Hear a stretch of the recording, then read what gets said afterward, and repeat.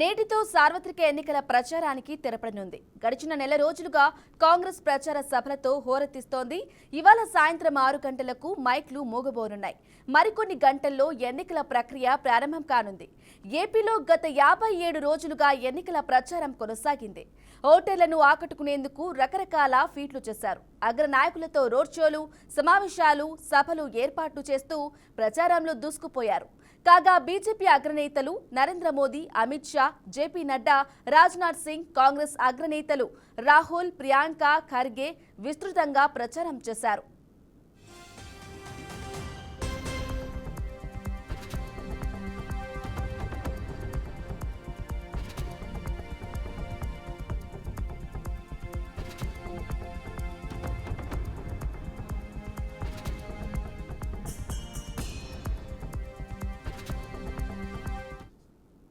ఏపీలో ఎన్నికల ప్రచారం ఇవాళ సాయంత్రం ముగియనుంది. మిగిలిన సమయాన్ని సద్వినియోగం చేసుకునేందుకు ప్రధాన పార్టీల అభ్యర్థులు ఏర్పాట్లు చేసుకుంటున్నారు. పోలింగ్ కేంద్రాల వారీగా బూత్ స్థాయి నేతలతో ఇంటింటి ప్రచారం చేపట్టేందుకు కార్యాచరణ రూపొందించారు. చివరి రోజు సీఎం జగన్, చంద్రబాబు పోటాపోటీగా ప్రచారం చేస్తున్నారు. ఇరువురు అసెంబ్లీ నియోజకవర్గ కేంద్రాలలో రోడ్ షోలు, ర్యాలీలు చేపట్టనున్నారు.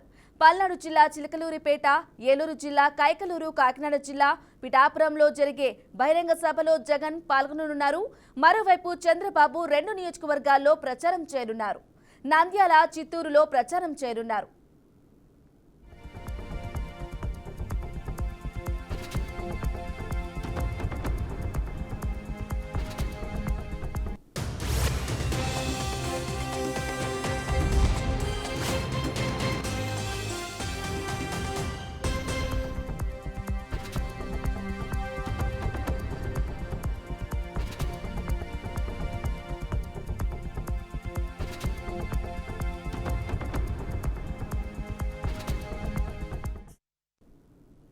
అయితే గతంలో ఎన్నడూ లేనంతగా ఈసారి వైసీపీ, టీడీపీ కూటమి నేతల మధ్య మాటల తూటాలు పేలాయి.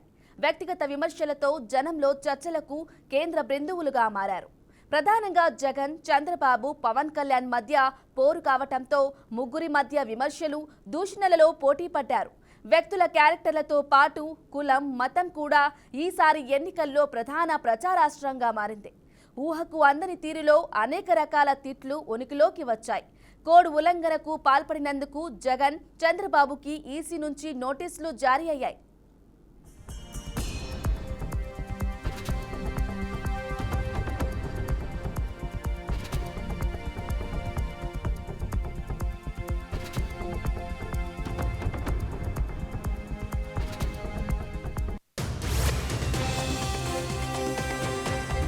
ఇదిలా ఉంటే ఎన్నికల సమయంలో జగన్ ఫ్యామిలీలో కోల్డ్ వార్ నడిచింది.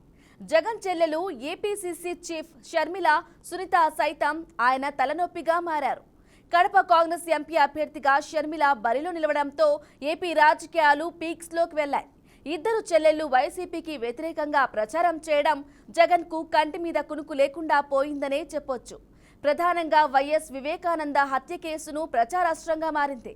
అన్ని నియోజకవర్గాల్లో విస్తృతంగా ప్రచారం చేస్తూ ప్రభుత్వ వైఫల్యాలను ఎత్తి చూపారు. జగన్ను డైరెక్ట్గా టార్గెట్ చేస్తూ షర్మిల ఘాటు వ్యాఖ్యలు చేశారు. వివేక హత్య చేసిన వారిని సీఎం కాపాడుతున్నారని తీవ్ర ఆరోపణలు చేశారు. మోదీకి జగన్, చంద్రబాబు తొత్తుల్లాగా మారి రాష్ట్ర ప్రయోజనాలను గాలికి వదిలేశారని ఏపీసీసీ చీఫ్ విమర్శించారు.